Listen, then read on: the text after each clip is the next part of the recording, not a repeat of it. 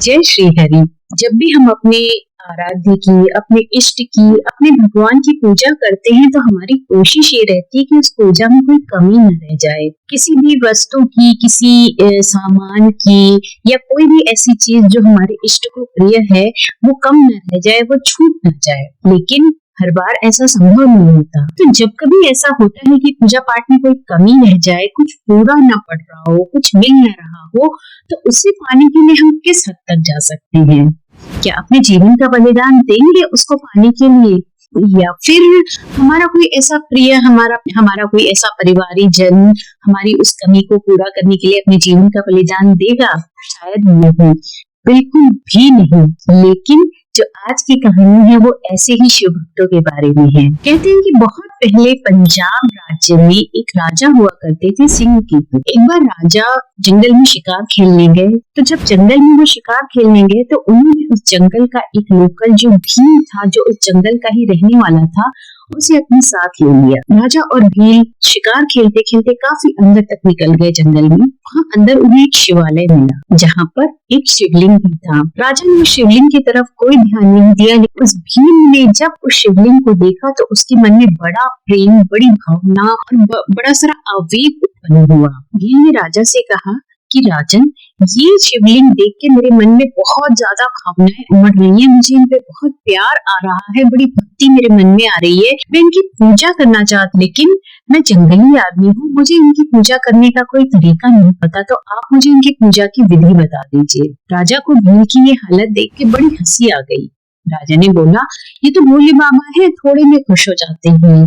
फूल चढ़ा देना, बेल चढ़ा देना, पानी से अभिषेक कर देना, और हाँ, एक चीज तो बिल्कुल भी मत भूलना, भोले बाबा को चिता की भस्म बहुत प्रिय है, तो तुम चिता की भस्म से रोज इनका अभिषेक करना। भील ने राजा की बात अपने अंदर गांठ बांध ली। उस शिवलिंग को अपनी छाती से लगाकर अपने घर ले आया, और जैसे जैसे राजा ने बताया था वैसे वैसे ही उसने शिव जी की पूजा करनी शुरू कर दी। जंगल में रहता था तो बेल, फल फूल लाना कोई बड़ी बात नहीं थी उसके लिए, लेकिन हर रोज फ्रेश चिता की भस्म लाना उसके लिए एक बड़ा टास्क था, क्योंकि जंगल में जहाँ रहने वाले ही इतने कम होते हैं, वहाँ शमशान भी इतने आसपास नहीं होते।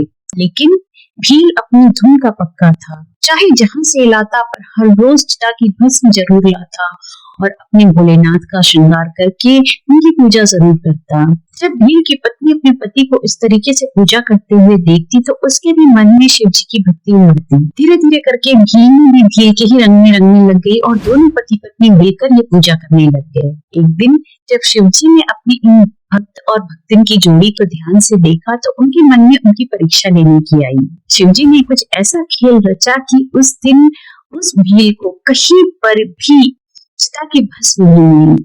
बहुत दुखी मन से, बड़े उदास मन से वो फूल लाया, फल लाया, धतूरा लाया, भांग लाया, बेल के पत्ते लाया, चढ़ाया, ईश्वर की पूजा की, लेकिन उसका मन बड़ा दुखी रहा। उसने अपनी पत्नी से कहा कि आज चिता की भस्म नहीं मिले, आज मेरा मन बड़ा उदास है, मेरा इतने सालों का नियम टूट गया, ये विघ्न मुझे अच्छा नहीं लग रहा। भील, जो भील की तरह ही सरल हृदय वाली थी, बहुत सच्चे मन वाली थी, उससे अपने पति का दुख देखा नहीं गया। उसने अपने पति को बोला कि आप जाकर अपनी पूजा की बाकी तैयारी करिए, चिता की भस्म का इंतजाम मैं करती हूँ।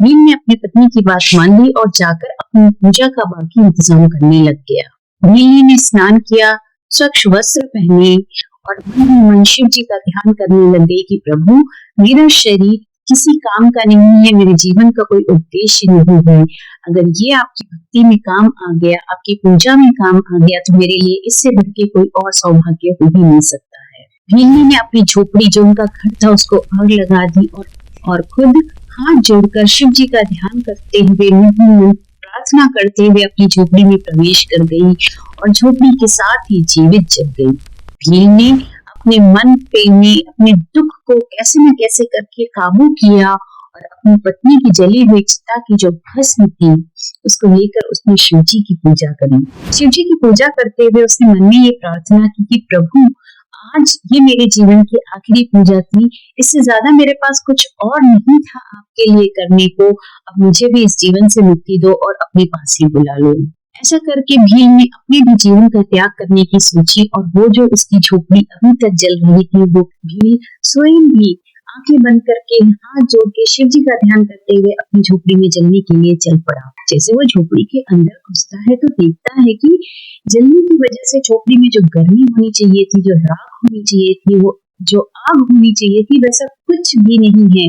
झोपड़ी अंदर से बहुत शीतल है और उसकी पत्नी बड़े अच्छे से कपड़े, बड़े सुंदर से गहने पहने हुए अब झोपड़ी के अंदर बैठकर उसका इंतजार कर रही है। भील ने भीलनी को देखकर कहा कि तुम तो झोपड़ी में जल गई थी ना, तो फिर तुम ऐसे साक्षात रूप से कैसे बैठी हो? भीलनी ने मुस्कुरा कर कहा कि ये तो साक्षात शिव शंभु भोलेनाथ की कृपा है। कहते हैं कि जैसे ही भील ने भीलनी को टच किया, वैसे ही शिव जी का विमान साक्षात वहां पे आया और वो दोनों पति पत्नी एक साथ शिव जी के लोग कैलाश पर चले गए। कहानी अच्छी लगी हो तो वीडियो को लाइक और शेयर जरूर करिएगा और ऐसी भी बहुत सारी छोटी बड़ी कहानी के लिए बने रहिए श्री हरि चैनल की इस यात्रा पर मेरे साथ। Till then take care and stay happy.